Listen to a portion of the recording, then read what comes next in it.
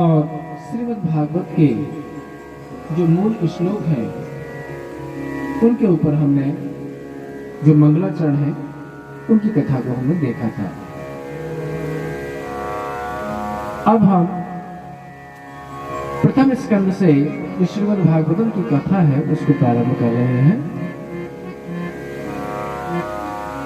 सूक और सौनक जी सभी नैमिषारण्य के वन में उपस्थित हैं। आप जानते हैं नैमिषारण्य कहाँ है? नैमिषारण्य उत्तर प्रदेश के जो लखनऊ स्थान है वहां से करीब 100-150 किलोमीटर दूरी के स्थान पर है। सीतापुर जिले में होता है और बड़ा ही दिव्य रमणीय स्थान है। उसकी कथा इस प्रकार से आती है कि एक बार सभी ऋषि मुनियों देवताओं के मन में यज्ञ करने की इच्छा हुई। जब यज्ञ करने की उनकी इच्छा हुई तो वो लोग क्या करते हैं, ब्रह्मा जी के पास जाते हैं। ब्रह्मा जी के पास जाकर उनसे याचना करते हैं, उनसे पूछते हैं कि हे ब्रह्मा, हे देवाधिदेव, आप हमें ये बताइए कि हमारे यज्ञ करने के लिए सबसे योग्य स्थान कौन सा है। ब्रह्मा जी ने के पास में एक निमि था, एक चक्र था। निमि का मतलब चक्र। ब्रह्मा जी ने कहा कि देखो, आप लोग इस चक्र के पीछे पीछे जाते जाओ, जहां पे ये चक्र गिर के टूट करके गिर पड़ेगा, गड़ जाएगा, वही स्थान आपके यज्ञ करने के लिए अति उत्तम होगा। तो सभी देवता उस चक्र के पीछे पीछे जा रहे थे। चक्र घूमता जा रहा था। चक्र जैसे ही नैमिषारण्य के स्थान पर आया तो वहां पे चक्र गड़ गए। तो सौनक आदि ऋषि और अन्य भी जो ऋषि थे उनने समझ लिया कि हाँ, ये स्थान कैसा है, हमारे यज्ञ के लिए उपयुक्त है, अति उपयुक्त है। इस प्रकार से जो नैमिषारण्य वन है उसका नाम नैमिषारण्य हुआ।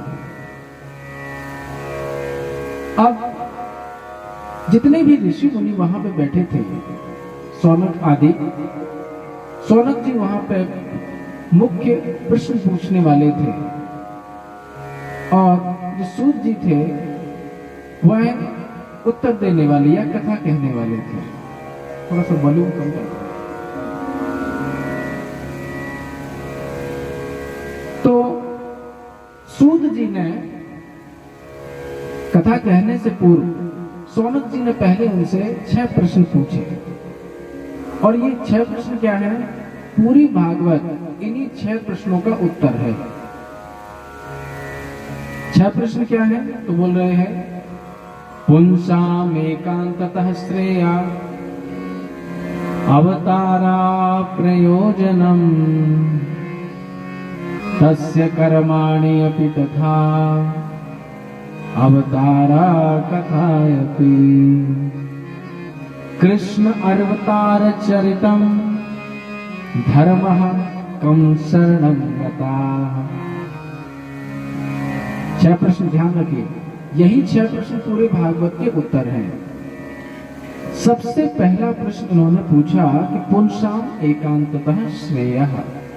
पुंसाम अर्थात मनुष्य का सबसे कल्याणकारी मार्ग क्या है? क्योंकि इस घोर कली काल में सभी लोग मृतप्राय हैं, मदान्ध हैं, भक्ति करने का किसमें उत्साह नहीं है, तो कैसे ये लोग भक्ति करें? यानी मनुष्य का कल्याण कौन से साधन से हो सकता है? हम सभी तो जानते हैं, क्योंकि हम लोग भक्ति मार्ग में हैं। आपके यहाँ पे प्रभु जी लोग आते रहते हैं, तो आप सभी जानते ही हैं कि हरे कृष्ण महामंत्र के जपने से जैसा कल्याण हो सकता है वैसा और किसी साधनों से नहीं हो सकता। तो हम सभी उत्तर जानते हैं। लेकिन इन्होंने जो प्रश्न पूछा कि पुंसाम एकांततः श्रेयः, कि सर्वोपरि कल्याण का मार्ग क्या है, ये पहला प्रश्न। दूसरा प्रश्न इन्होंने पूछा अवतारः प्रयोजनम, कि भगवान के इतने सारे अवतार होते हैं, मत्स्य अवतार, कूर्म अवतार, नरसिंह अवतार, वामन अवतार, अनेकों सैकड़ों अवतार हैं, असंख्य अवतार हैं, इन अवतारों का प्रयोजन क्या है? ये दूसरा प्रश्न था, अवतारा प्रयोजनम। फिर इसके बाद तीसरा प्रश्न उन्होंने पूछा कि तस्य कर्माणि, अर्थात जो अवतार हुए हैं इनकी कर्म क्या है, क्या करते हैं? मत्स्य अवतार का क्या कार्य है, नरसिंह अवतार का क्या कार्य है, और भी भगवान के बलि वामन इत्यादि जो भगवान के अवतार हैं उनके क्या प्रयोजन है? तो तस्य कर्माणि अपि, उनके कर्म क्या है, और अवतार कथा, जैसे अष्टम स्कंद है उसमें मनवंतरों की जो जितने भी भगवान के अवतार हैं या मनवंतर अवतार हैं उनकी कथा है। 9वें स्कंद में ईशानु कथा है कि भगवान के जो भक्त हैं उनकी कथा है। तो चौथा प्रश्न उन्होंने पूछा अवतार कथा। अवतार कथा मतलब पहला था अवतार का प्रयोजन, और ये है अवतार की कथाएं। प्रयोजन मतलब किस लिए हुआ, कथा मतलब पूरे विस्तार से कहिए कि क्या क्या किया, क्योंकि भगवान का चाहे प्रयोजन हो चाहे कथा हो दोनों में ही खूब आनंद आता है।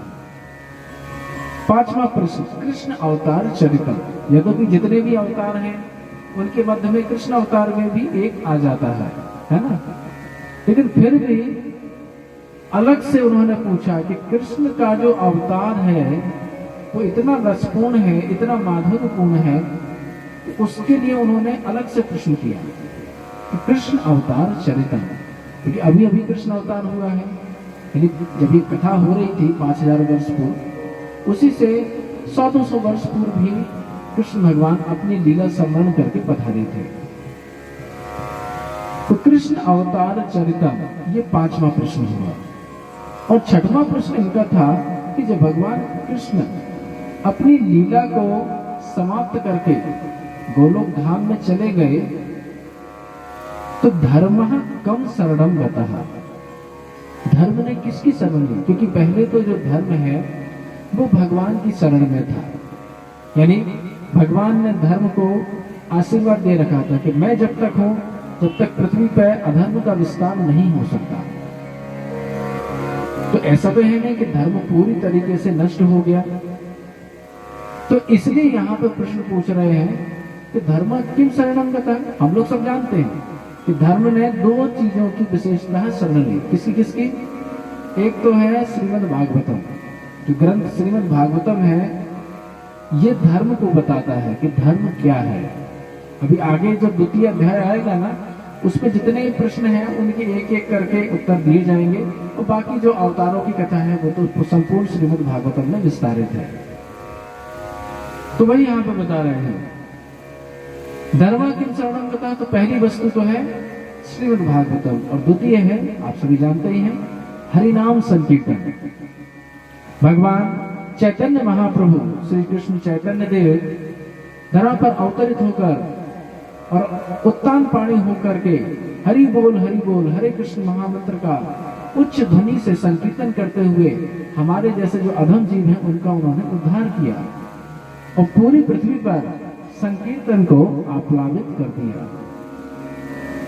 तो ये 6 प्रश्न हुए। द्वितीय अध्याय में भागवत कथा और भागवत भक्ति का महात्म्य बता रहे हैं। सबसे पहले तो सबको नमस्कार करते हैं, हमने प्रारंभ में ही नमस्कार कर लिया। इन्होंने जो मंगलाचरण के स्तोत्र हैं, श्लोक हैं, वो यहाँ पे पढ़े। नारायणं नमस्कृत्य नरं चैव नरोत्तमं देवीं सरस्वतीं व्यासं ततो जयमुदीरयेत्। अगर किसी को विजयी होना है या कली को परास्त करना है या हमारे हृदय में जो काम क्रोध लोभ मद मत्सर ये शत्रु बैठे हैं उन पे विजय प्राप्त करना है तो क्या करना चाहिए? नारायणं नमस्कृत्य। सबसे पहले जो नारायण भगवान कृष्ण है, इनमें कोई भेद नहीं है, राम नारायण नरसिंह, इनको नमस्कार करें। फिर नरम नरोत्तमम, नर नारायण अवतार, इन दोनों को प्रणाम करें। देवी सरस्वती, सरस्वती देवी जो हमारे अंदर विद्या को देने वाली है, क्योंकि भागवत कथा को समझने के लिए शब्दों का आदान प्रदान होता है और शब्दों का आदान प्रदान अर्थात देवी सरस्वती के माध्यम से होता है। व्यासम, जो इस शास्त्र के रचनाकार हैं उनको हम प्रणाम करते हैं।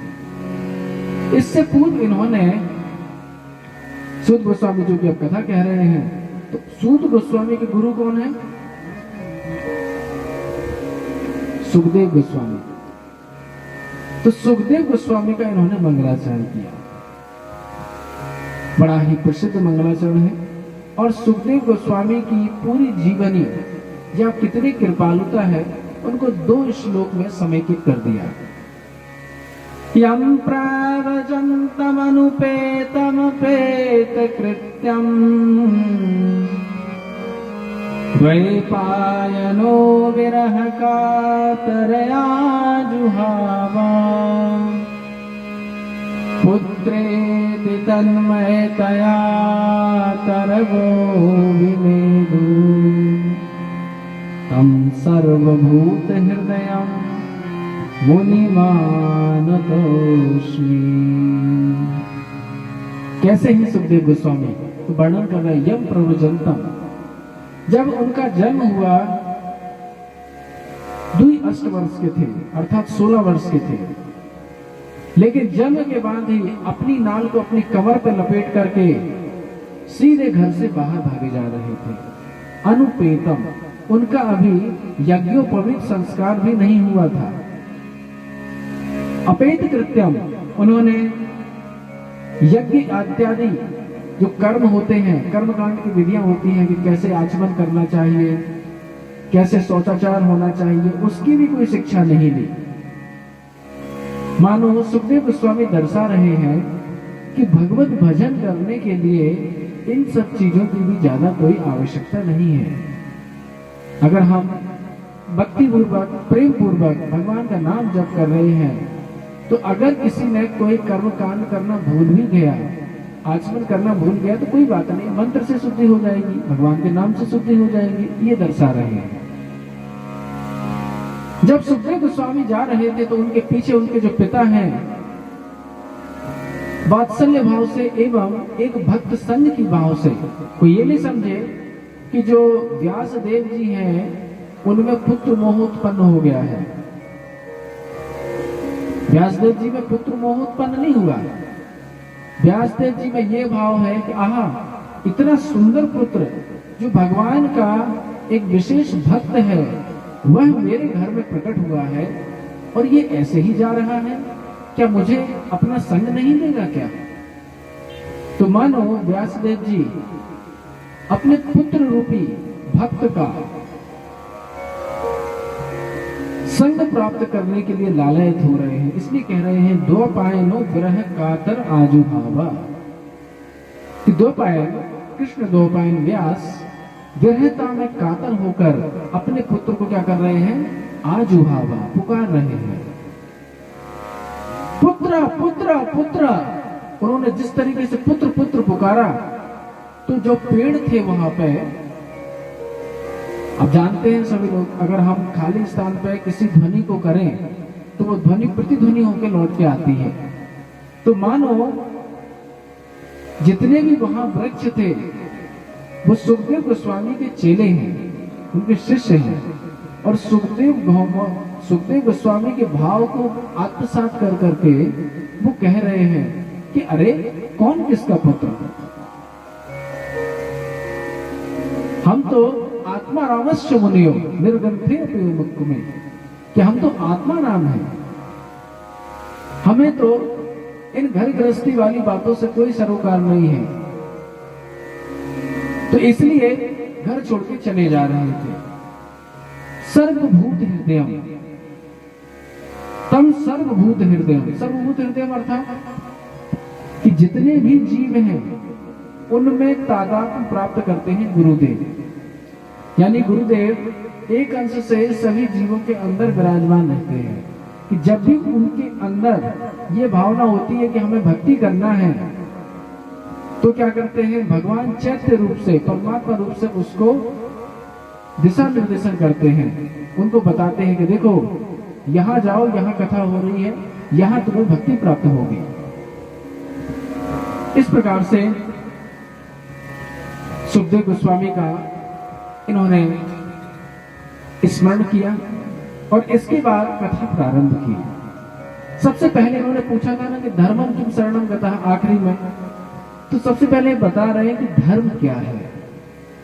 ध्यान से देखिए, धर्म को जानना बहुत आवश्यक। आजकल सब लोग बोल रहे हैं कि ईसाई धर्म है, मुस्लिम धर्म है, कोई कह रहा है हिंदू धर्म है, लेकिन यहां पे बताया जा रहा है कि धर्म क्या है। सबई पुंसाम परो धर्मो यतो भक्तिरधोक्षजे अहेतुकीय प्रतिहता ययात्मा संप्रसीदति। पर धर्म, सबसे जो श्रेष्ठ धर्म है, उसकी यहाँ पे व्याख्या की जा रही है कि मनुष्यों के लिए सबसे परम धर्म क्या है, जिससे भगवान अधोक्षज, अधोक्षज अर्थात जो इंद्रियातीत है, हम अपनी इंद्रियों से भगवान को नहीं जान सकते। जब भगवान कृपा करते हैं तब भगवान के बारे में या भगवान की कथा या उनका जो रूप गुण लीला माधुर्य हमारे सामने प्रकट होता है, ऐसे प्रकट नहीं होता है। तो वही कह रहे हैं, तो भक्ति अधोक्षजे, उन भगवान अधोक्षज में जो भक्ति की जाती है ना, वही सबसे बड़ा धर्म है। अर्थात जो हम हरे कृष्ण महामंत्र का उच्च संकीर्तन कर रहे हैं, वह सबसे बड़ा क्या है, जो धर्म है। कलयुग में नाम जप से भी ज्यादा लाभ नहीं मिलता है, नाम जप से भी ज्यादा लाभ मिलता है नाम संकीर्तन से। चैतन्य महाप्रभु प्रातः केला में, प्रातः बेला में ही उठ करके क्या करते थे, सीधे संकीर्तन के लिए निकल जाते थे और संध्या तक संकीर्तन करते थे। फिर एक समय के बाद तो उन्होंने रात्रि में भी संकीर्तन प्रारंभ कर दिया। उनको लगा कि रात्रि में सोना भी लगभग व्यर्थ ही है, ऐसा उनको ऐसा लगा। हमारे सड़ गोस्वामी प्रभुगण हुए, कहते हैं 1.5 दंड ही केवल वो शयन करते थे, अर्थात केवल 1-1.25 घंटे, बाकी समय निरंतर भजन करते रहते थे। हमारे जैसे भक्तों के लिए उन्होंने कई सारे ग्रंथ लेखन के कार्य किए।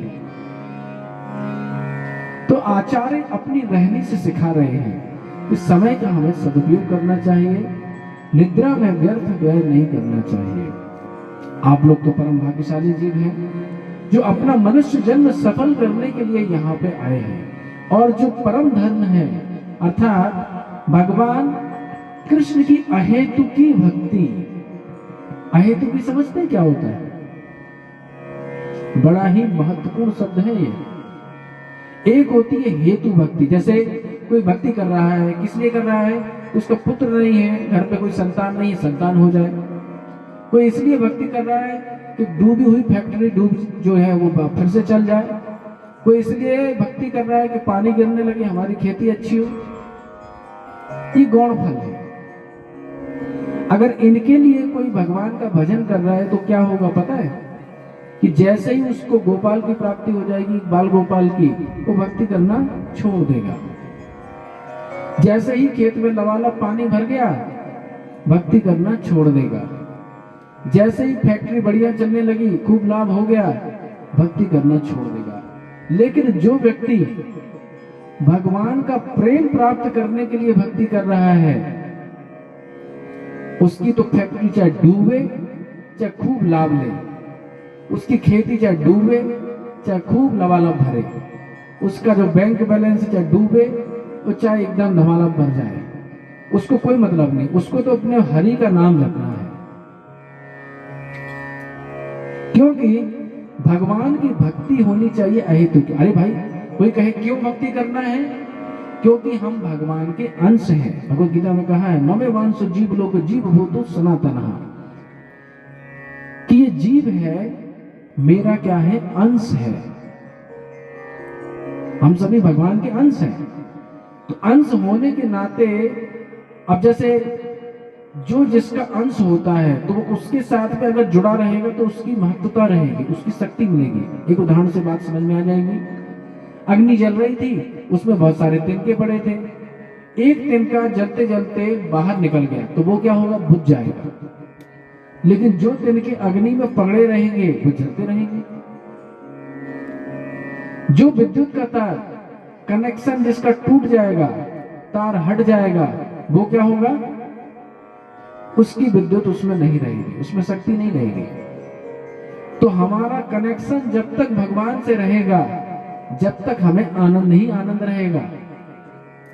लोगों को लगता है कि धन से, संपदा से, परिवार से सुख मिलता है। नहीं, अगर ऐसा होता तो जितने भी सेठ सेठानियां हैं वो बड़े सुखी होते।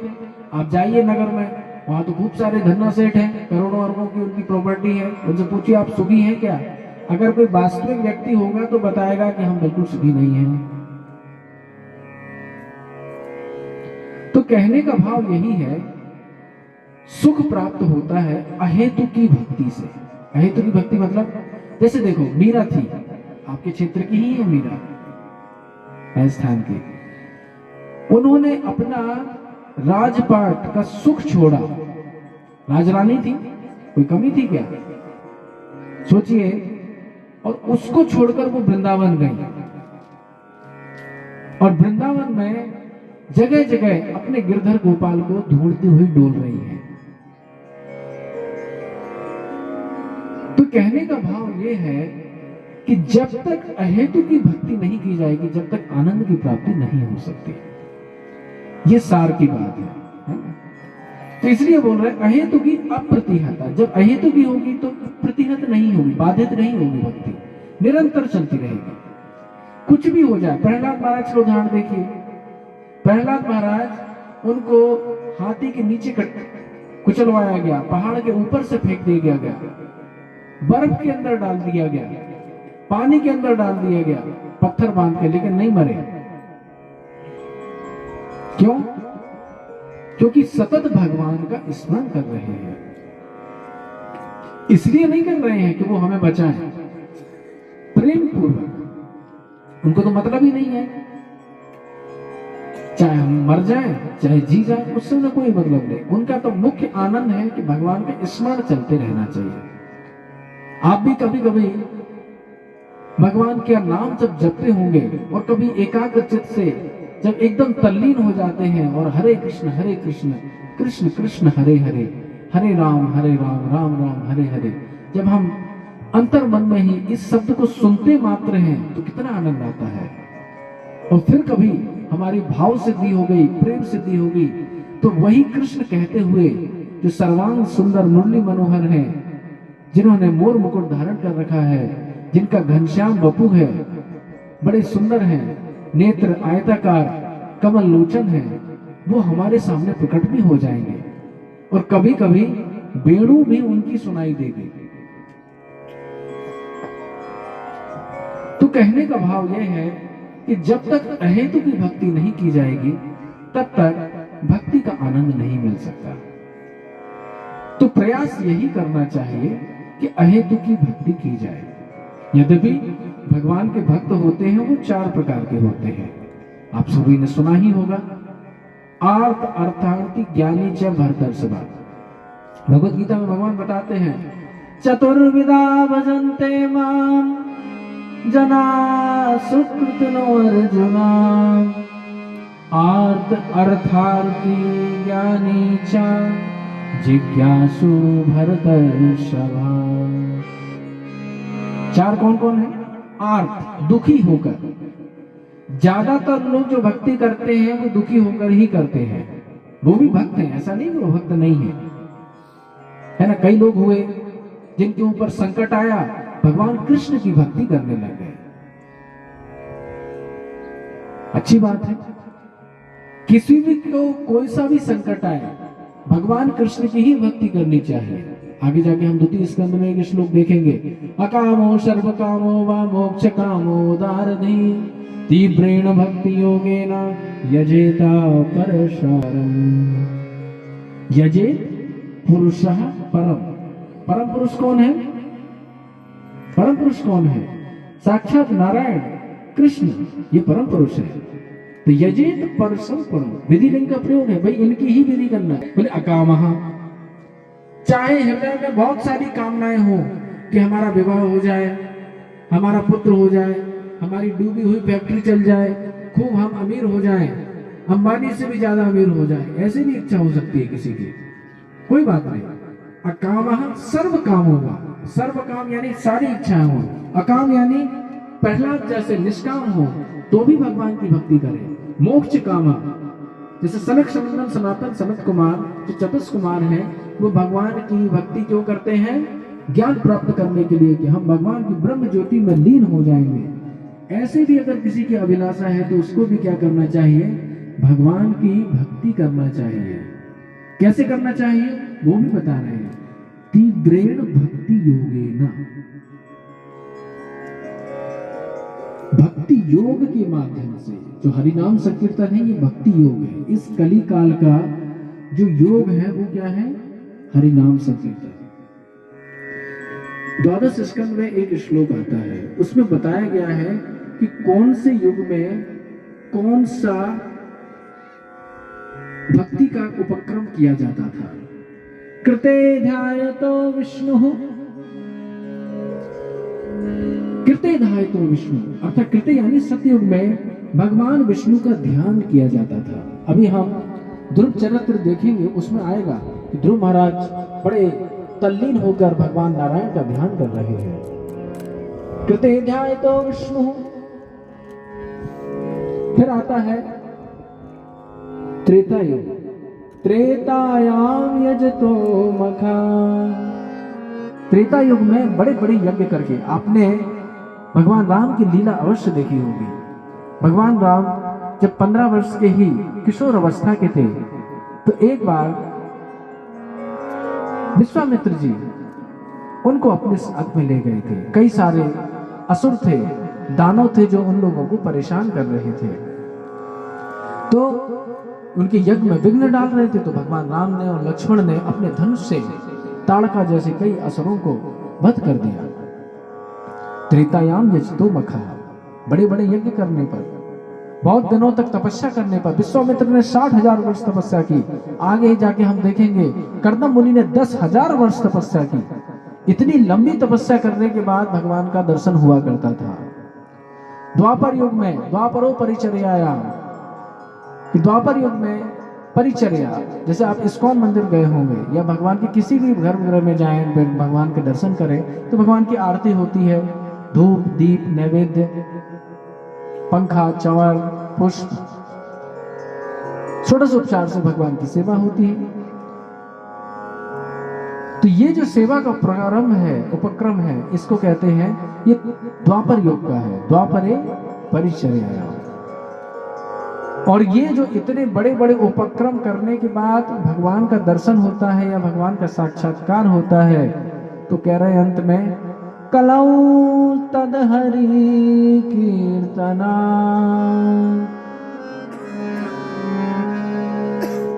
कलयुग में वही वस्तु भगवान के कीर्तन से, हरि कीर्तन, कलौ तद हरि, तद मतलब वही वस्तु, जो हरि के भक्ति की वस्तु है, कीर्तना, कीर्तन करने से वही वस्तु हमें प्राप्त हो जाएगी। कितनी बड़ी बात है। अर्थात जो आप लोग यहाँ पे बैठ के भागवत श्रवण कर रहे हैं, ये बात याद रखना, जैसे धुंधकारी था, बड़े दत्त चित्त होकर ध्यान पूर्वक मनन पूर्वक भगवान की कथा सुन रहा था, तो उसको विशेष लाभ हुआ। अगर हम बीच बीच में कथा में मोबाइल देखते रहेंगे, यहाँ वहां देखेंगे, किसी से बातें करने लगेंगे, तो कथा का लाभ नहीं मिलेगा। देखिए इतना सुयोग और इतना बढ़िया उसको अवसर प्राप्त हुआ है, भागवत कथा चल रही है, कोई विघ्न नहीं है, शरीर में शक्ति भी है और श्रवण करने की और बुद्धि में सामर्थ्य भी है समझने की, तो हमें भगवान के विषय में समझने का प्रयास करना चाहिए, क्योंकि फिर ना जाने कब कथा सुनने को मिले। अगर इसी पे हमने मनन कर लिया तो सच्ची बात मानिए, आपको इतना लाभ होगा कि आपको वास्तव में भगवान की साक्षात अनुभूति होगी। श्रीमद् भागवतम का यह विशेष फल है। कल हमने सुना ही था कि सद्दा हृदय अवरुद्धते तत्क्षणात्, कि तत्क्षण ही भगवान हृदय में अवरुद्धित हो जाते हैं। तो ये बात हुई अहेतु की भक्ति की। आगे बता रहे हैं अहेतु की भक्ति क्या करती है।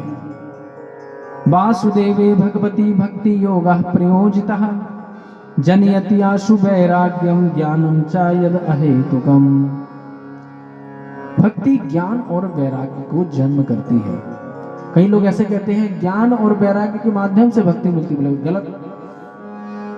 भक्ति से ज्ञान और वैराग्य जन्म लेते हैं। भाई पहले मां जन्मेगी कि पहले बच्चे जन्मेंगे, ये बताओ। पहले मां का जन्म होगा फिर बच्चों का जन्म होगा। तो भक्ति है मां और ज्ञान वैराग्य है उसके बेटे। तो वैसे ही सिद्धांत में दिखता है कि मां बड़ी होती है बेटे से, है ना। तो भक्ति के दोनों पुत्र हैं ज्ञान और वैराग्य। भक्ति की दासी कौन है पता है? मुक्ति। जब भक्ति देवी भगवान ने वैकुंठ से यहां भेजी थी कि तुम जीवों का उद्धार करो, तो मुक्ति को उनकी दासी बना के भेजा था और ज्ञान वैराग्य को इनको पुत्र बना के भेजा कि जो भी तुम्हारी भक्ति समझना चाहें उनके लिए तुम सहायक हो जाना। इस हिसाब से भक्ति के बहुत सारे इन्होंने उपदेश किए। एक बात इन्होंने भक्ति की सारी सार बात कह दी। तस्मात् एकेन मनसा भगवान सात्वतां पतिः श्रोतव्यः कीर्तितव्यश्च ध्येया पूजश्च नित्यदा। तस्मात् इसलिए एकेन मनसा अपने मन को एकाग्र करके क्या करना चाहिए? सात्वतां पतिम भगवान श्रोतव्य उनके विषय में जो भगवान सात्वत पति है यानी सभी भक्तों के लिए भक्त वत्सल हैं, उनका क्या करना चाहिए? उन्हीं के विषय में श्रवण करना चाहिए, उन्हीं का कीर्तन करना चाहिए और उन्हीं का ध्यान करना चाहिए। इस प्रकार से भक्ति के कई सारे उपदेश किए। अंत में उन्होंने निष्कर्ष में कहा वासुदेवे परा वेदा वासुदेव परा मखा वासुदेव परा योगा वासुदेव परा क्रिया वासुदेव परम ज्ञानम वासुदेव परम तपाः वासुदेव परो धर्मो वासुदेव परा गति। सारे वेदों का तात्पर्य वासुदेव है। जितने भी यज्ञ हैं वासुदेव के निमित्त ही किए जाते हैं, उनकी सुख के लिए किए जाते हैं। कहा भी गया है यज्ञो वै विष्णु। जितने भी यज्ञ हैं वो भगवान विष्णु के लिए है। जितने भी योग साधन हैं भगवान विष्णु उनको प्राप्त करने के लिए ही किए जाते हैं। और जितनी भी क्रियाएं हैं यानी जितने भी कर्मकांड की विधियां हैं वो सब नारायण को प्राप्त करने के लिए है। जितना भी ज्ञान है सब भगवान को जानने के लिए है। जितनी भी तपस्याएं हैं भगवान के निमित्त हैं। जितने भी धर्म हैं नारायण के निमित्त हैं। और जितनी भी गतियां हैं अर्थात जो हम प्राप्तव्य वस्तु जो प्रयोजन वस्तु है वो भी भगवान ही है। इसके बाद भगवान के मुख्य जो 24 अवतार हैं उनके बारे में बताया, क्योंकि इनका एक प्रश्न ये भी था अवतार कथा है ना। तो अवतारों के नाम और अवतारों की कथा बता रहे हैं। सबसे पहला जो अवतार हुआ वह हुआ पुरुषावतार, यानी कि सृष्टि कैसे बनती है। भगवान कारणोदक्ष विष्णु महासागर में लेटे होते हैं। कारणोदक्ष जो सागर है उसमें लेटे होते हैं। आप लोगों ने एक बहुत पुराना वाला सीरियल देखा होगा श्री कृष्णा, देखा है? कितने लोगों ने देखा है? देखा है बहुत लोगों ने, है? उसमें आपने देखा होगा प्रारंभ में एक बड़ा सा फोटो रहता था कि भगवान स्वयं शयन कर रहे हैं, पौड़े हुए हैं और उनके शरीर से बहुत बड़े बड़े बुलबुले निकल रहे हैं, ब्रह्मांड। वो जो स्वरूप है ना भगवान का वो कहलाता है पुरुषावतार, प्रथम पुरुषावतार। पुरुषावतार भी 3 होते हैं। ये जो बड़ा वाला जो अवतार है इसको बोलते हैं कारणोदाक्षाई विष्णु, यानी कारण जल में जो विष्णु लेटे हुए हैं। फिर इसके बाद जो ब्रह्मांड बनता है उस ब्रह्मांड में फिर से भगवान घुस जाते हैं उसको बोलते हैं गर्भोदक्षय विष्णु। और उस ब्रह्मांड में जितने जीव होते हैं, चर अचर, उन हर एक के जीव के अंदर परमात्मा रूप से कण कण में, जैसे बोलते हैं ना भारत में कि कण कण में भगवान है, तो सही बात बोलते हैं। जो क्षीरोदक्षय विष्णु है वो हर एक कण में विराजमान है, हर एक जीव के साथ में परमात्मा रूप से रहते हैं, उसी को बोला जाता है क्षीरोदक्षय विष्णु। तो वही प्रथम अवतार है। यहाँ पे जो अवतार के क्रम बताए गए हैं ये कोई क्रम नहीं है, ये केवल एक सूची मात्र है। कोई ऐसा ना समझे कि एक के बाद एक ऐसा ऐसा ऐसा ही हुआ है, नहीं, केवल सूची मात्र बताया गया है। पुरुष अवतार, फिर हुआ सनक सनंदन सनातन सनत कुमार, इन्होंने ज्ञान का प्रकाश किया। भगवान का शूकर अवतार हुआ, यह भगवान का अवतार पृथ्वी देवी की रक्षा के लिए हुआ। नारद मुनि का अवतार हुआ भक्ति प्रदान करने के लिए। नर नारायण ऋषि का अवतार हुआ जिससे वह तपस्या का ज्ञान दे रहे हैं। कपिल अवतार सांख्य दर्शन के लिए हुआ। दत्तात्रेय भगवान यज्ञ अवतार। इसके बाद ऋषभ देव, पृथु महाराज, मत्स्य कूर्म, धन्वंतरी, मोहिनी, नरसिंह, वामन, परशुराम, व्यासदेव, राम अवतार, फिर 19 और 20 कृष्ण अवतार, बलराम अवतार, बुद्ध अवतार, कल्कि अवतार, और फिर हंस और हयग्रीव। जब सूत जी ने सभी अवतारों की श्रेणी गिनाई, सूची गिनाई, तो इन्होंने क्या किया, इनके मन में बड़ा दुख हुआ। पता है क्या दुख हुआ? इनको लगा कि हाय हाय, हमने कृष्ण अवतार को सामान्य अवतारों की श्रेणी में गिर दिया। लोग कहीं ये ना समझें कि कृष्ण जैसे बाकी अवतार हैं वैसे ही एक अवतार कृष्ण है। तो कृष्ण की अलग से सत्ता को निर्धारण करने के लिए इन्होंने तीसरे अध्याय में 28वां श्लोक बोला। बड़ा ही महत्वपूर्ण श्लोक है। इस श्लोक के माध्यम से भगवान कृष्ण अंश नहीं है, कला नहीं है, कोई अवतार नहीं है, स्वयं क्या है, अवतारी है। भगवान ब्रह्मा जी अपनी स्तुति में कहते हैं ब्रह्म संहिता में, ईश्वर परम कृष्ण सच्चिदानंद विग्रह अनादिरादिर गोविंदा सर्व कारण कारणम। हमारे जो गोविंद है ना वो अनादि अनादि है, सर्व कारण कारण है, परम पुरुष है, उनसे श्रेष्ठ कोई नहीं है। जितने भी अवतार हैं, चाहे बलराम हो, चाहे नरसिंह कूर्म इत्यादि हो, सब उनके द्वारा ही उनसे निकले हुए हैं। वासुदेव, संकर्षण, अनिरुद्ध, प्रद्युम्न, जितने भी अवतार हैं भगवान की विभूति है, कला है, अंश है। तो इसलिए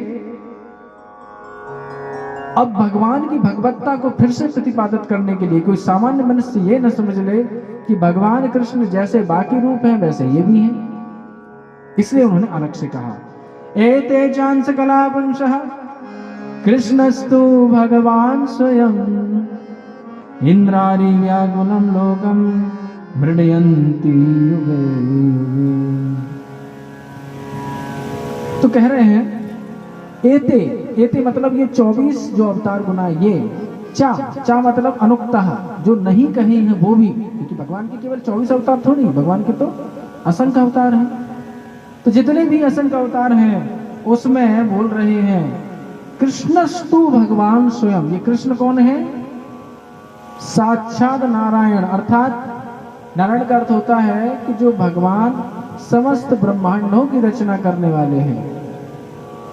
वास्तव में जानते हैं क्या हुआ कि लोगों ने जो धारावाहिक सीरियल आए उनको प्रमाण मान लिया। आजकल की दुर्दशा यह है कि कोई शास्त्र को पढ़ता नहीं है। लोगों को यह भी नहीं मालूम कि भगवत गीता में कितने श्लोक हैं। भगवत गीता पढ़ने की तो दूर की बात है। तो जब कोई शास्त्रों को पढ़ेगा तब शास्त्रों के बारे में जानेगा। अब सीरियल में तो कोई भी अपने हिसाब से कुछ भी दिखा सकता है, तो धारावाहिकों में जैसा दिखा दिया वैसे लोगों ने मान लिया। लेकिन वास्तविक बात यही है कि भगवान कृष्ण कौन है? सर्वोपरि है, और उनसे ही सारे अवतार, भले नारायण हो चाहे कोई हो, उनसे ही निकले हैं। ये हमें समझ लेना चाहिए। इसके बाद भागवतम और भी जो भागवत की कथा है उनको उन्होंने निरूपण किया। अंत में उन्होंने कहा इदं भागवतम नाम पुराणम ब्रह्म संहितम उत्तम श्लोक चरितम चकार भगवान ऋषि। तो कह रहे हैं इदम भागवतम नाम पुराण ब्रह्म संहितम। ये जो भागवत है ना, ये साक्षात हरि है। पुराण ब्रह्म संहितम, ब्रह्म अर्थात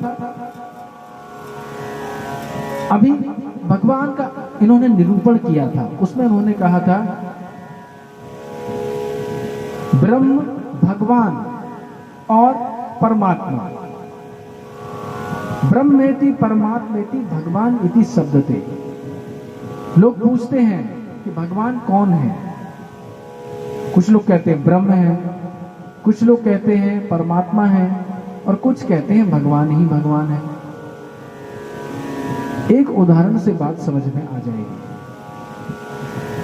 जैसे सूर्य नारायण है, दूर से देखने पे लगता है केवल एक गोला है, पास में जाके देखते हैं तो लगता है कि हाँ बहुत बड़ा गोला है। और जो लोग तेजस्वी होते हैं, सूर्य लोक के अंदर घुस जाते हैं, वो जानते हैं कि सूर्य लोक में भगवान सूर्य नारायण है। उनके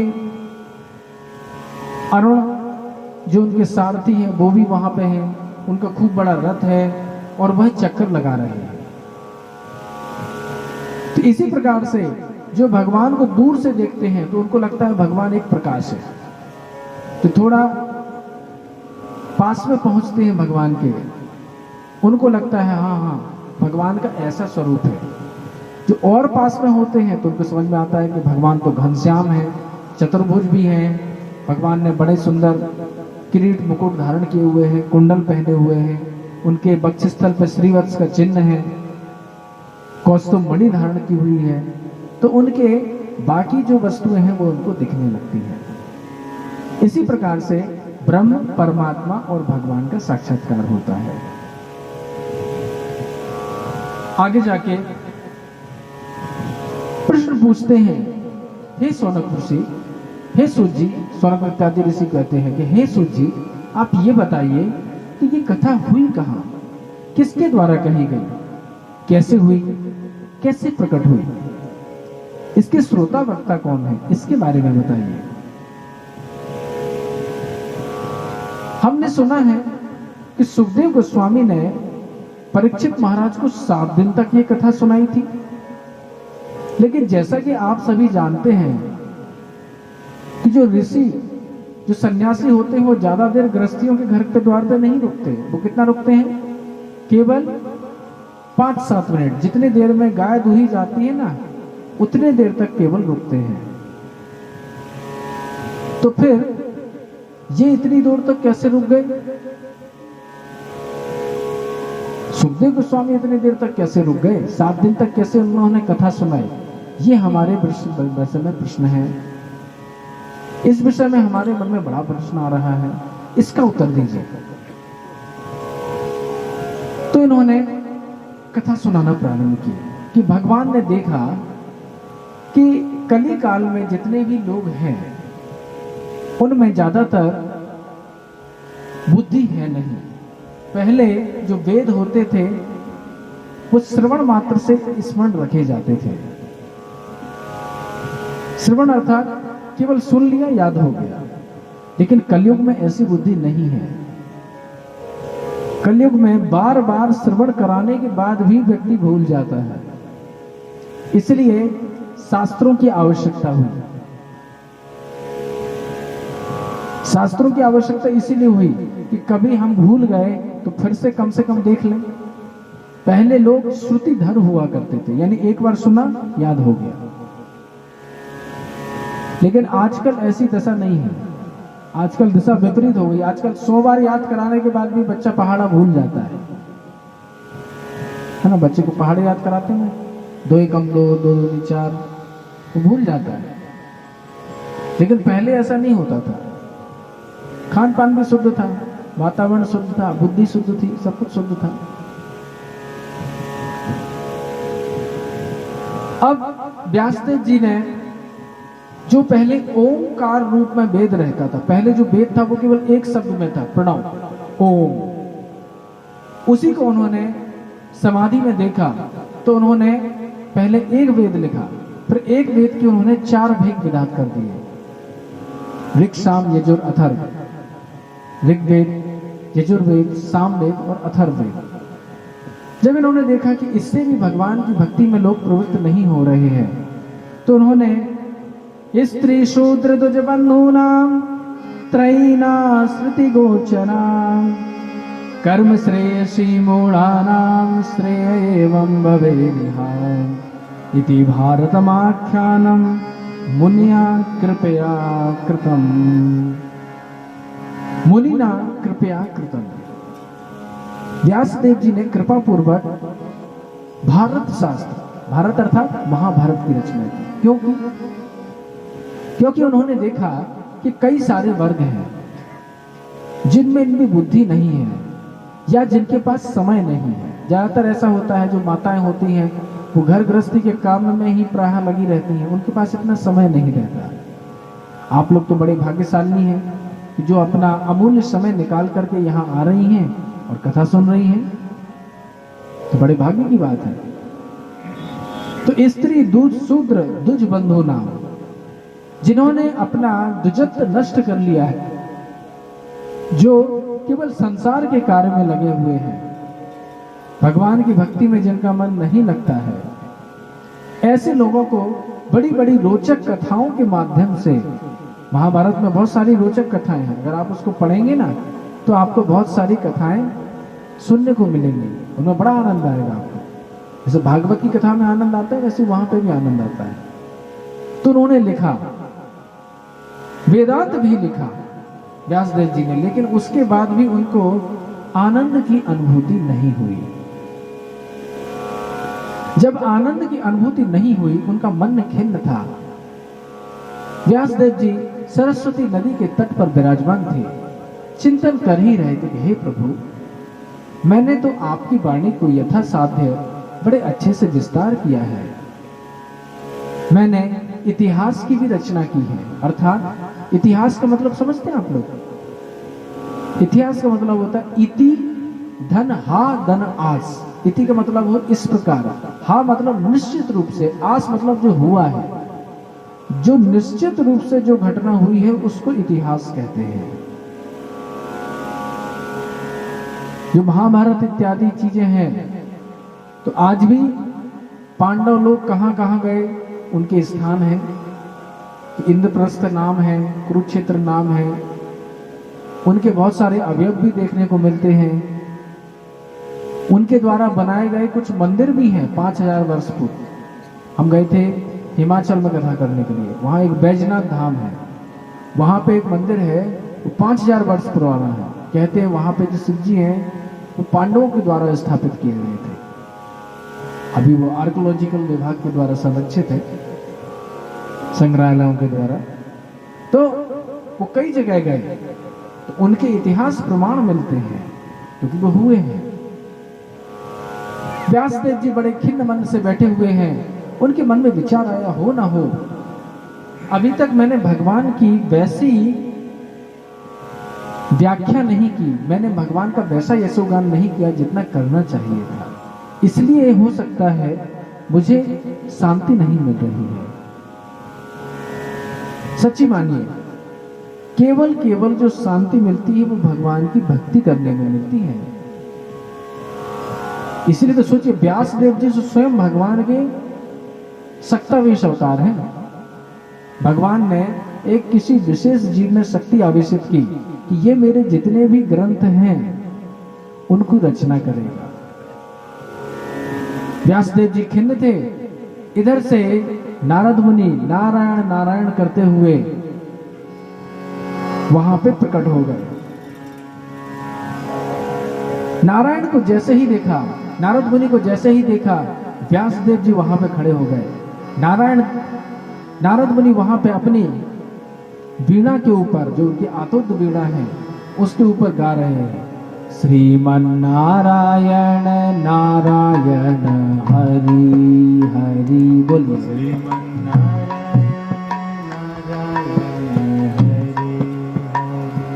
श्रीमन नारायण नारायण हरि श्रीमन्नारायण नारायण हरि हरि। सभी लोग बोलिए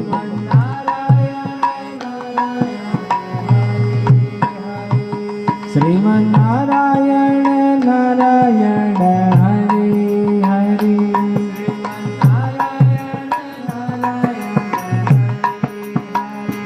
तेरी लीला है सबसे न्यारी न्यारी हरि हरि।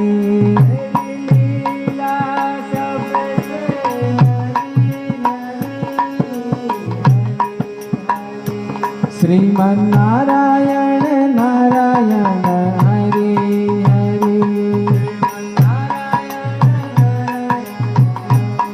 सभी लोग बोलिए श्रीमन्नारायण नारायण हरि हरि।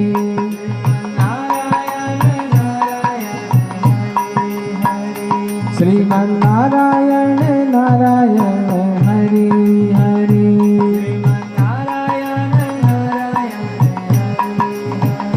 श्रीमन्नारायण नारायण हरि हरि। श्रीमन्नारायण नारायण हरि हरि। तेरी लीला है सबसे न्यारी न्यारी हरि हरि।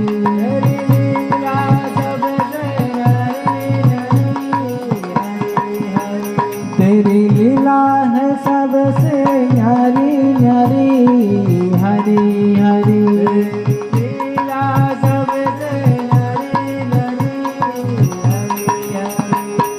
हरे कृष्णा कृष्णा कृष्णा हरे हरे हरे राम राम राम हरे हरे।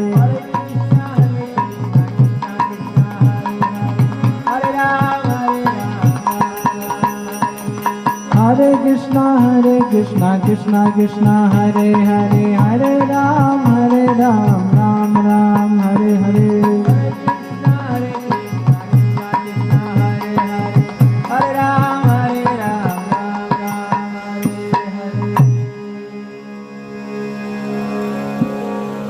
व्यासदेव की शंका निवारण करने के लिए नारद मुनि वहां प्रकट हुए। व्यासदेव जी बड़े खिन्न थे कि अरे मैंने इतने सारे शास्त्रों की रचना की, भगवान का इतना बड़ा यशोगान किया, लेकिन मुझे अभी तक कोई आनंद की अनुभूति नहीं हो रही है। नारद मुनि बताते हैं, देखो व्यासदेव, तुमने अभी तक पूर्ण रूपेण भगवान की महिमा का मंडन नहीं किया है। देखो, जो वाणी यहाँ वहां की बातें करती है, भले ही वो कितने ही अलंकार से विभूषित हो, वह तो केवल कौवों का तीर्थ स्थान है। कौवे कहाँ बैठते बताइए? कौवे कहाँ बैठते? जहां पर दूषित वस्तु पड़ी रहती है, अशुद्ध वस्तु रहती है, वहीं बैठते हैं। जैसे कुछ लोग होते हैं, उनको यहाँ वहां की अनर्गल बात करने में बड़ा मजा आता है कि इसकी हत्या हो गई, यहाँ पे कोई अनाचार हो गया, इसने लूटपाट की, इसकी कैसे इससे लड़ाई हो गई, उसमें उनको बड़ा आनंद आएगा। जहां पर भगवान की भक्ति हो रही होगी उसमें आनंद नहीं आएगा। ऐसे लोग कैसे हैं? कौवों के समान है कि दूषित वस्तु है जो, उसमें वो आनंद ले रहे हैं, लेकिन जो भगवान की भक्ति वाली वस्तु है उसमें आनंद नहीं ले रहे हैं। भक्त होते हैं वो हंस की तरह होते हैं, जो कमल तंतु में जो मीठा मीठा श्वेत दुग्ध रहता है उसका केवल पान करते हैं। कहने का भाव है, जो सार वस्तु है उसका भक्त लोग पान करते हैं। तो वही कह रहे हैं कि हे नारद, हे व्यासदेव, नारद मुनि कहते हैं कि तुम देखो, अगर तुम्हारी वाणी भले ही कितनी अलंकार से विभूषित हो, लेकिन अगर भगवान के बारे में नहीं कहोगे तो वह कौवों का ही तीर्थ है। लेकिन अगर कोई वाणी भले ही उसका सुरताल नहीं बैठता है, भले ही वह अलंकार और रस से पूर्ण नहीं है, लेकिन अगर भगवान के नाम और भगवान के यशोगान से पूर्ण है तो वह बड़ी अलंकृत है। उसमें हंस रमंती, भगवान के जो भक्त हैं उसमें आनंदित होते हैं। अरे भगवान की भक्ति को छोड़कर तो अगर कोई व्यक्ति निष्काम कर्म भी करे लेकिन वो भगवान के लिए नहीं कर रहा है तो उसकी इतनी महत्वता नहीं है। फिर जो कर्म कांड है उनकी तो बात ही क्या है, उनको तो भगवान की भक्ति में वैसे भी प्रयोजन नहीं किया जा सकता। एक श्लोक में कहते हैं कि देखो भले ही व्यक्ति, कई बार भक्तों से एक प्रश्न पूछा जाता है, अच्छा आप लोग भगवान की भक्ति कर रहे हैं, मान लो कि ऐसा हुआ कि आपकी इस जन्म में मुक्ति नहीं हुई, आपकी भक्ति पूरी नहीं हो पाई, किसी कारण से आपका बीच में ही शरीर छूट गया, तो फिर आपकी क्या गति होगी? आपने तो अपने पुत्रों का, पत्नी का, इसका भी ठीक से ध्यान नहीं रखा और आपकी भक्ति भी पूरी नहीं हुई, तो आपकी तो बड़ी दुर्गति हो जाएगी। इसका उत्तर यहाँ नारद मुनि कह रहे हैं।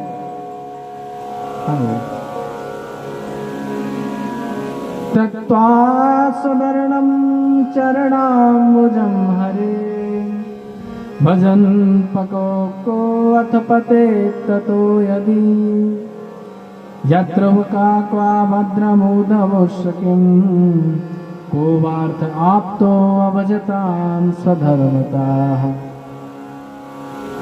त्यक्त्वा स्वधर्मजं चरणाम्बुजं हरे, कि त्यक्त्वा स्वधर्मम, कि अपने धर्म का तो त्याग कर दिया और भगवान के चरणाम्बुज का भजन कर रहा है। भजन अपक को अथ पतेत तो यदि, अगर भजन परिपूर्ण नहीं हुआ फिर गिर गया तो बोले यत्र का भद्र, उसका क्या भद्र होगा?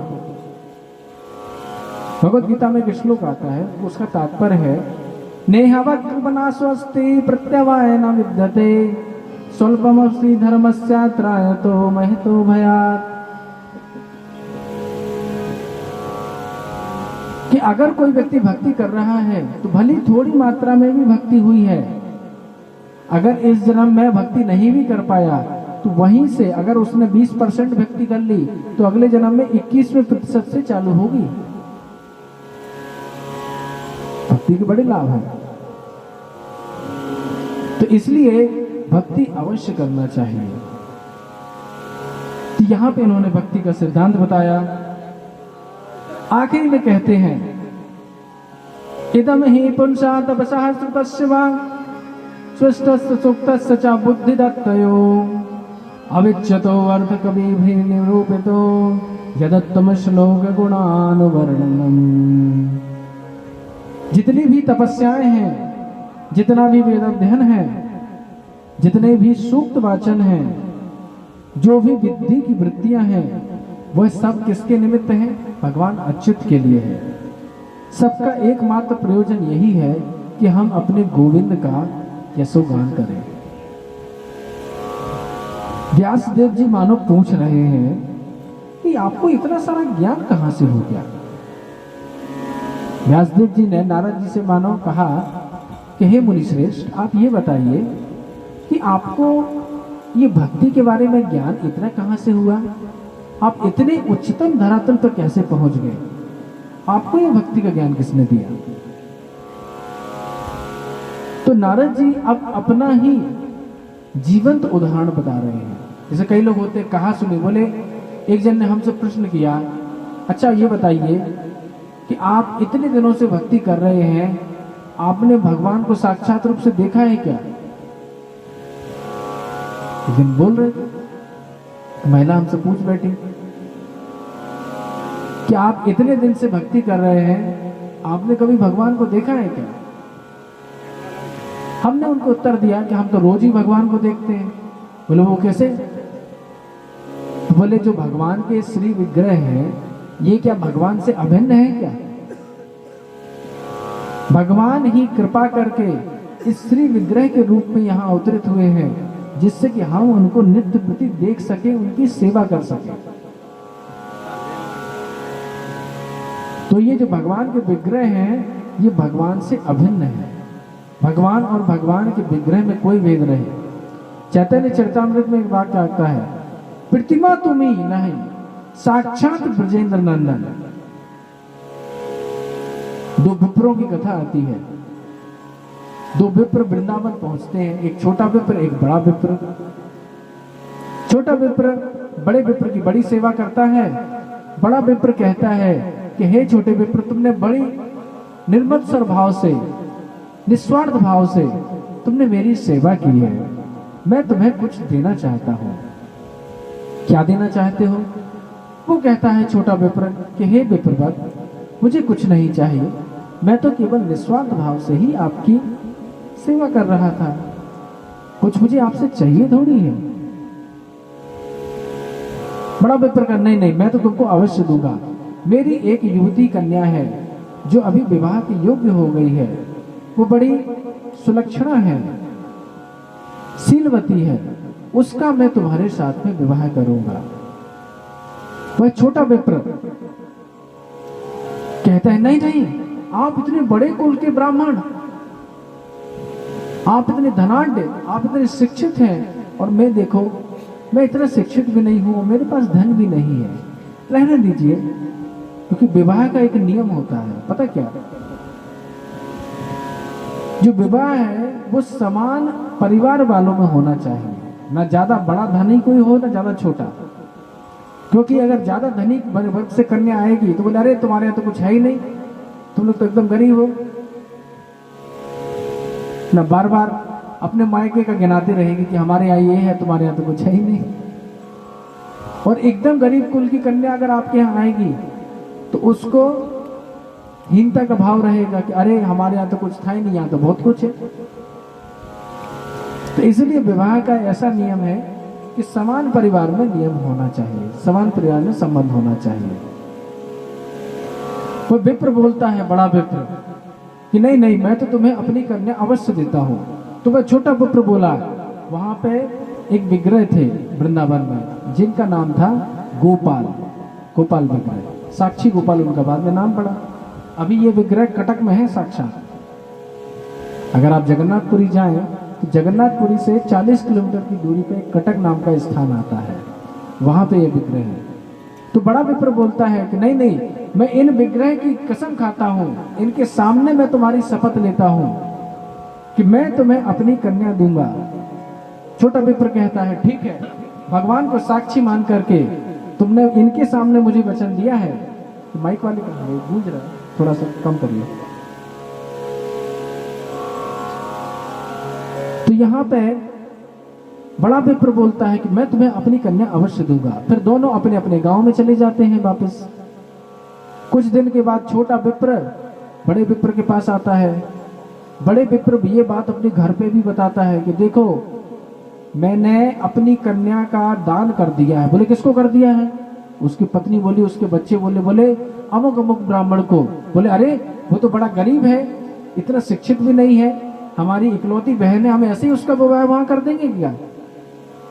अब ये तो डर रहा है कि हमारे वचन झूठे हो जाएंगे। बोले अरे मैंने वचन दिए हैं। बोले किसके सामने? बोले ठाकुर के सामने, साक्षात गोपाल वहां विराजमान थे। तो उनके पुत्र तो नालायक थे, उनमें भक्ति थी नहीं कुछ। पुत्र कहते अरे भगवान के सामने, तो भगवान को यहाँ साक्षी देने के लिए आ रहे हैं क्या? बोले तुम बोल देना, वो विप्र आएगा ना तो बोल देना हमें ध्यान नहीं है, बाकी हम निपट लेंगे। वो छोटा विप्र आया। छोटा विप्र जैसे ही वहां पे भागने के लिए आया कि अब हमारा विवाह होना चाहिए तुम्हारी कन्या के साथ, तुमने वचन दिया था। बड़े विप्र बोलते हैं मुझे कुछ याद नहीं आ रहा है। अब ऐसा बोल दिया क्योंकि उनके जो पुत्र इत्यादि थे उनका ऐसा आग्रह था कि तुम बस बोल देना, बाकी तो और जितने भी पुत्र बंधु थे सब लठ लेके आ गए। छोटे विप्र ने वहां की जो पंचायत थी उनसे अपनी शिकायत निवेदन की कि देखो हमारे साथ ये लोग अन्याय कर रहे हैं, पहले इन्होंने वचन दिया, अब हमारे साथ दगा कर रहे हैं। उनके पुत्रों ने कहा कि नहीं नहीं, देखो ये लोग हमारे साथ में ऐसा नहीं है, इसने हमारे पिताजी को धतूरा खिला दिया, धतूरे में खा गए, इनका होश कुछ रहा नहीं, उनसे कुछ कहलवा लिया इसने, और इसने इनका तो माल मत्ता भी लूट लिया था। इस प्रकार से झूठ मूठ की बातें भी बना दी। पंचों ने बोला कि देखो कोई तुम्हारे पास साक्षी है क्या कि जिसके सामने बड़े विप्र ने अपने वचन दिए थे कि इन कन्या से मैं तुम्हें अपना विवाह कराऊंगा, अपनी कन्या से? बोले हाँ। बोले कौन? बोले साक्षात गोपाल वृंदावन वाले। बोले अच्छा, तो ठीक है, तो एक काम करो, उनको यहां बुला लाओ। अगर वो यहां आकर के गवाही दे देंगे तो हम निश्चित ही इस कन्या का विवाह तुमसे अवश्य करवा देंगे। अब देखिए, छोटे ब्राह्मण को, विप्र को इतना विश्वास है कि गोपाल आ जाएंगे। ये ज्यादा पुरानी घटना नहीं है, आज से करीब 1000 वर्ष पुरानी ही है, ज्यादा पुरानी नहीं है, यानी 700-800 वर्ष पुरानी होगी। तो ये छोटे विप्र जाते हैं चलते चलते फिर से वृंदावन। दक्षिण भारत में थे पहले, ये दक्षिण भारत से वृंदावन फिर से आए। गोपाल के सामने स्तुति कर रहे हैं और गोपाल से कह रहे हैं कि हे गोपाल, आपके सामने हमने वचन लिया था कि बड़े विप्र की जो कन्या है वो हमें विवाही जाएगी। हमें विवाह करने में रुचि नहीं है। हमारा उद्देश्य ये है कि किसी भी प्रकार से उस बड़े विप्र के वचन झूठे नहीं होने चाहिए। इस प्रकार से जब वह वृंदावन में गया तो वृंदावन में जाने के बाद भगवान उसके सामने बोले, साक्षात गोपाल बोल रहे हैं कि बोले अरे कोई प्रतिमा कभी चल के जाती है क्या? तुमने कभी सुना है कि प्रतिमा चल के कहीं गई है? अब छोटे विप्र का देखो भाव। छोटा विप्र कह रहा है कि अरे प्रभु, प्रतिमा कभी चलती नहीं है तो प्रतिमा बोलती है क्या? जब तुम बोल सकते हो तो चल भी सकते हो। अब भगवान फंस गए। तो बोले ठीक है, तुम कह रहे हो तो मैं तुम्हारे साथ चलूंगा। मेरा एक नियम है कि तुम रोज मुझे 1 सेर भात का भोग लगाना और मैं पीछे पीछे, मेरे नूपुर मेरे पैरों में बंधे रहेंगे। तुम पीछे मुड़ के जहां देखोगे वहीं मैं रुक जाऊंगा, उससे आगे नहीं चलूंगा। तो पीछे मुड़ के मत देखना, मैं चलता रहूंगा। तो बोले हमें कैसे पता चलेगा? बोले मेरे पैरों में नूपुर बंधे हुए हैं, मैं छम छम करके चलता रहूंगा, तुम्हें उसकी आवाज आती रहेगी।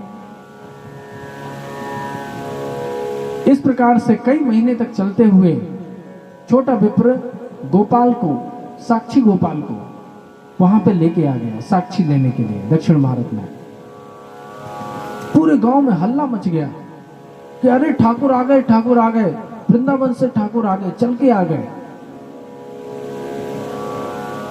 जब वहां पे इस प्रकार से हल्ला मच गया तो फिर क्या था, सभी लोग दौड़ दौड़ करके भगवान को नतमस्तक करने के लिए आने लगे और भगवान ने अपने मुखारविंद से पूरे ग्रामवासियों के सामने वहां पे गवाही दी, साक्षी दी कि हाँ, मेरे सामने ही इस बड़े विप्र ने इस छोटे विप्र को वचन दिए थे कि मैं तुम्हें अपनी कन्या दान करूंगा।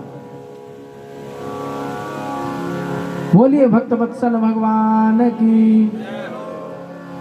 तो ऐसा मत समझिए कि जो विग्रह हैं ये कोई ऐसे वैसे हैं, ये साक्षात भगवान के स्वरूप हैं और हमारा जैसा भाव होता है वैसा ही हमारे साथ में आदान प्रदान भी किया करते हैं, है ना।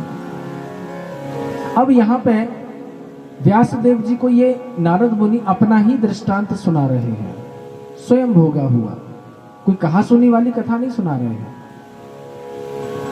तो नारद जी सुना रहे हैं कि देखो, पूर्व जन्म में मैं एक दासी का पुत्र था। वह दासी बहुत सारे वैष्णवों की सेवा किया करती थी किसी आश्रम में। मैं भी अपने माँ के साथ में उन यतियों की सेवा करता था। एक समय चतुर्मास के समय बहुत सारे यतिगण, सन्यासीगण वहां आए। मेरी माँ उनको भोजन बना के खिलाया करती थी, मैं भी उसमें सहायता किया करता था। एक बार मैंने इन भक्तों की, जो वेदांती गण भक्त थे, उनकी आज्ञा से मैंने उच्छिष्ट भोज खा लिया। उच्छिष्ट भोज अर्थात जो उनका प्रसादी अन्न था वो मैंने खा लिया।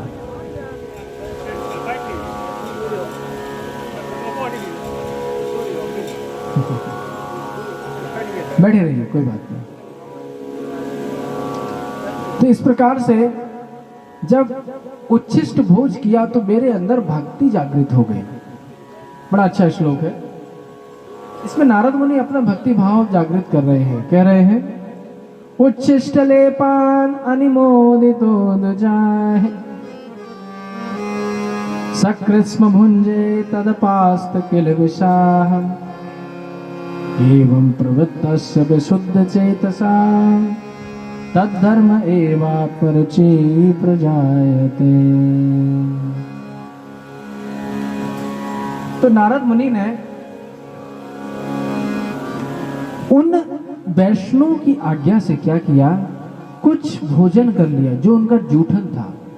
जो भगवान के भक्त होते हैं ना, जो विशुद्ध भक्त होते हैं, अगर उनका एक छोटा सा तिनका भी हमें जूठन मिल जाएगा तो हमारी बहुत भक्ति बढ़ जाती है। चैतन्य चरितामृत में ऐसा लिखा हुआ है, भक्त भुक्त अवशेष, भक्त पद धूलि, भक्त पद जल, ए तीन महाबल। वहां पे आता है भक्त पद धूलि, भक्त पद जल, भक्त भुक्त अवशेष, ए तीन महाबल। तीन वस्तुएं बड़ी अचूक वस्तुएं हैं भक्ति प्रदान करने वाली। क्या क्या? वैष्णव का जो चरण धोवन है, अगर कोई शुद्ध वैष्णव है और उसके चरणों को अगर धो करके हम अपने मस्तक पर डालते हैं, चरणों तक लेते हैं, उससे बड़ी भक्ति बलवती हो जाती है। भक्त पद जल, भक्त पद धूलि, जो भक्तों के चरणों में धूलि होती है ना, उसकी बड़ी महिमा है। आगे जाके हम देखेंगे पंचम स्कंद की कथा में। महिया सांपाद रजोभिषेकम निष्किंचनाम निर्मित यावत, वहां पे कहेंगे कि ऐसे महात्माओं की जो निष्किंचन भक्त हैं, उनकी चरण धूलि अगर हमें प्राप्त हो गई तो समझो भक्ति प्राप्त हो गई। तो भक्त पद धूलि, भक्त पद जल, भक्त भुक्त अवशेष, जो वैष्णव ने खा लिया है और उसका किंचित अंश अगर हमें प्राप्त हो गया और हमने श्रद्धा पूर्वक उनकी अनुमति से अगर उसको पा लिया तो बड़ी भक्ति हमारी बलवती हो जाती है। यही नारद मुनि के साथ में हुआ।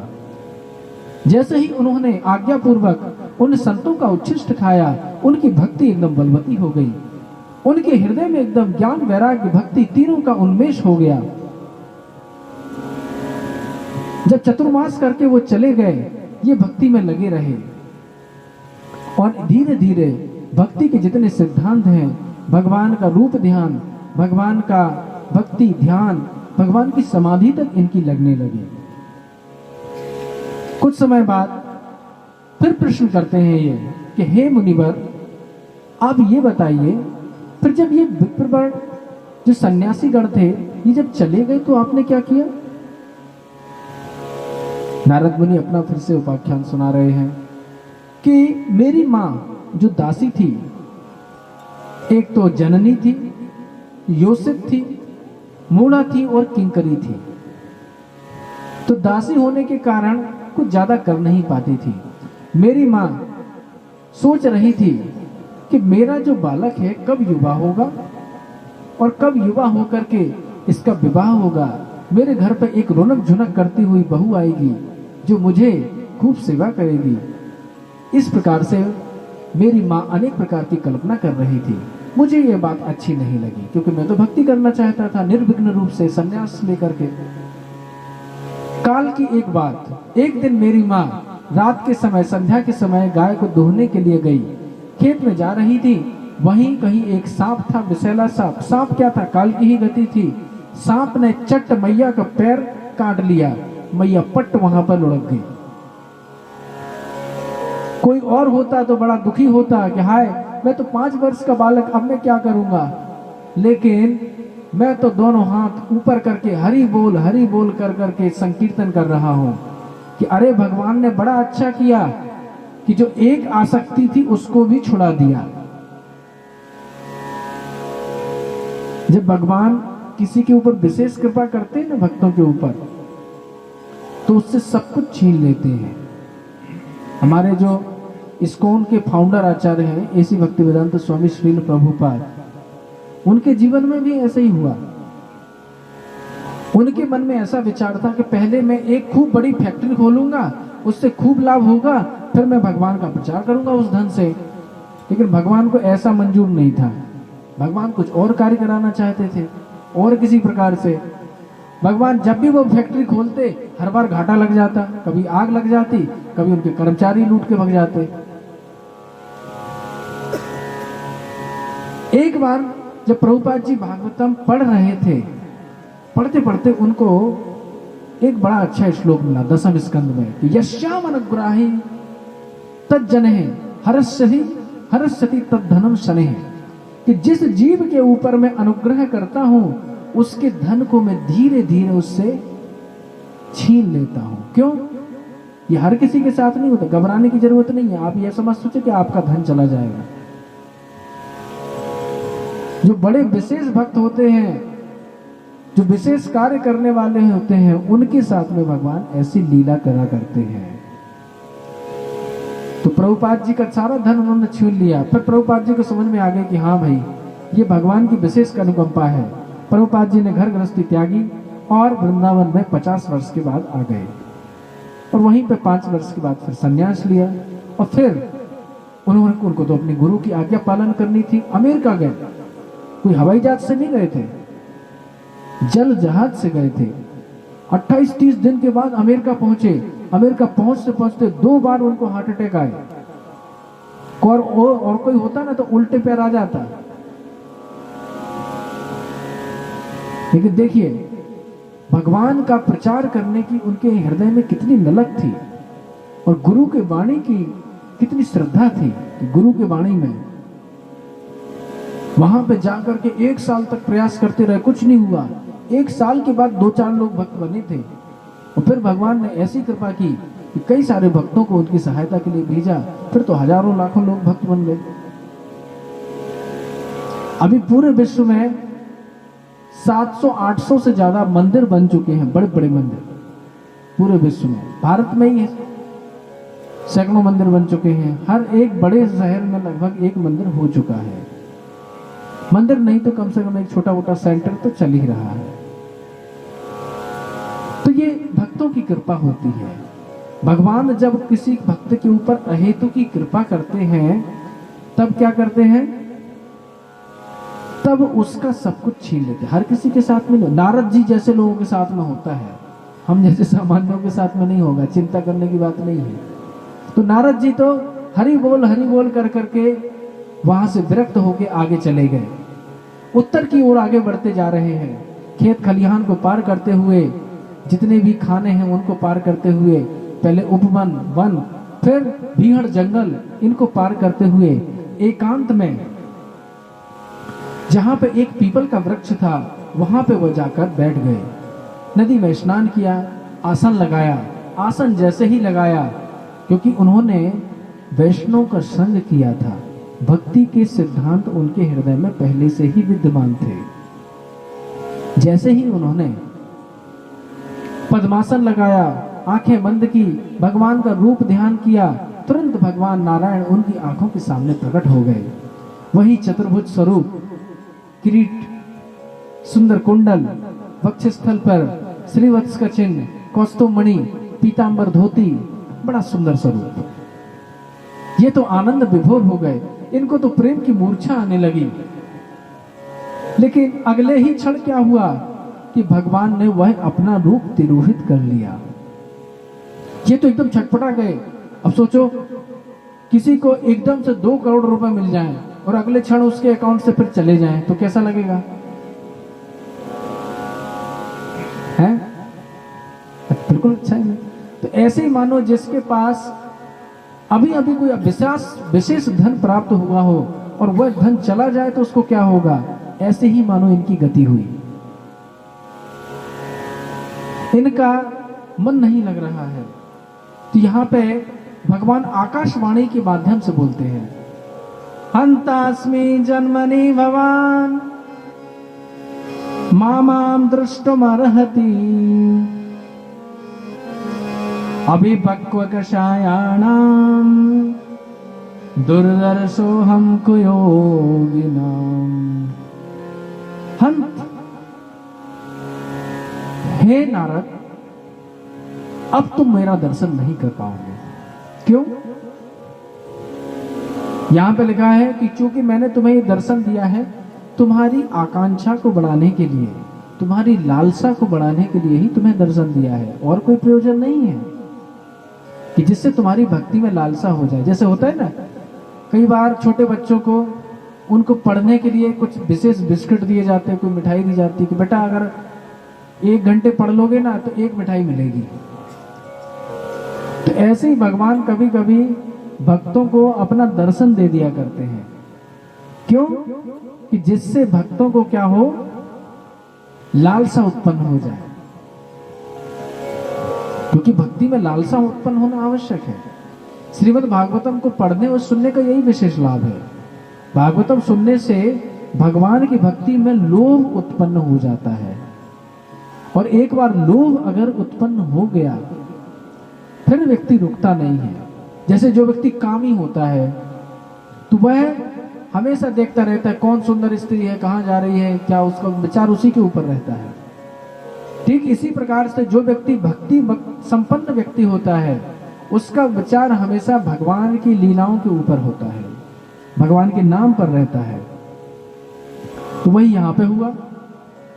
जैसे ही नारद मुनि ने ध्यान लगाया, नारद मुनि ने भगवान का दर्शन हुआ, भगवान ने अगले सेकंड अपना दर्शन खींच लिया।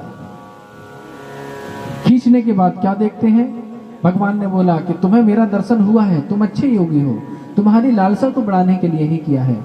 अगले जन्म में तुम फिर से मेरा दर्शन प्राप्त करोगे और मेरा संग प्राप्त करोगे। तो नारद मुनि इस प्रकार से अगले जन्म में भक्ति के आचार्य हुए। नारद मुनि के पास वीणा रहती है ना, वो वीणा भी विशेष है, वो भगवान ने स्वयं दी है। स्कंद पुराण के केदार खंड में बताया गया है, राग ज्ञानम तथा वीणाम नारदाय महेश्वराः प्रादात् तत्तपसा प्रीता पार्वती शंकरा। एक बार पार्वती और शंकर जी नारद जी से बड़े प्रसन्न हुए, और प्रसन्न होकर के उन्होंने उनको वीणा दी। एक कथा तो ये आती है, लेकिन यहां पे तो लगा है कि साक्षात हरि ने ही, ये भागवतम के वचन है, कि साक्षात हरि ने ही भगवान ने इनको नारद स्वरूप को यहाँ पे वीणा दी। देवदत्ताम इमाम वीणाम सौर ब्रह्म विभूषिताम मूर्छित्वा हरि कथाम गायमान चराम्यहम। कि देवदत्ताम इमाम वीणाम, यह वीणा जो देवदत्त है अर्थात भगवान के द्वारा दी गई है, कैसी है ये? स्वर ब्रह्म विभूषितम। जो स्वर है ना, सा रे गा मा पा धा नी सा, ये साक्षात ओम का ही विस्तारित स्वरूप है। अगर कोई स्वर सिद्धि कर लेता है तो भी भगवान की अनुभूति हो जाती है। तो इसीलिए बोल रहा है स्वर ब्रह्म विभूषिता। ये वीणा है, कोई सामान्य वस्तु नहीं है, भगवान से साक्षात्कार कराने वाली। इसीलिए आपने देखा होगा मीरा जी भी जब गाती थी तो उनके साथ में एक तारा रहता था। तो जो स्वर है वो साक्षात हरि की ही विभूति है। कई संत हुए हमारे ब्रज में, अष्टछाप कवि हुए, वो अपने साथ में सारंगी वादक रखते थे हमेशा, और भगवान के बड़े सुंदर सुंदर, जैसे सूरदास जी का नाम आपने सुना होगा, तो ऐसे ही सूरदास जी, नंददास जी, कुम्मन दास जी, चतुर्भुज दास जी, गोविंद दास जी, ऐसे कई सारे अष्टछाप हुए। ये भगवान की नित्य लीला के जो 8 सखा है ना, उनके ही विस्तार है। इनके भक्तमाल में बड़े बड़े चरित्र आते हैं कि इनके साथ में ठाकुर जी कैसे साक्षात लीला किया करते थे। तो इन लोगों ने भगवान की जो भक्ति की वो बड़े प्रेम से सुंदर सुंदर भजन गा गा करके और सुना सुना करके उनको करे। वृंदावन में इस तरीके से ये लोग रहा करते थे, और वृंदावन में रहते हुए राधा कृष्ण का, गोवर्धन का, केसी घाट का, वंशी वट का स्मरण किया करते थे। चलिए हम भी थोड़ा सा, नारद मुनि की मुक्ति हो चुकी है, व्यासदेव जी को ज्ञान प्राप्त हो गया है, तो अब इस उपलक्ष्य में वृंदावन का स्मरण करते हुए एक भजन गाते हैं। जय राधे जयो कृष्ण जयो वृंदावन।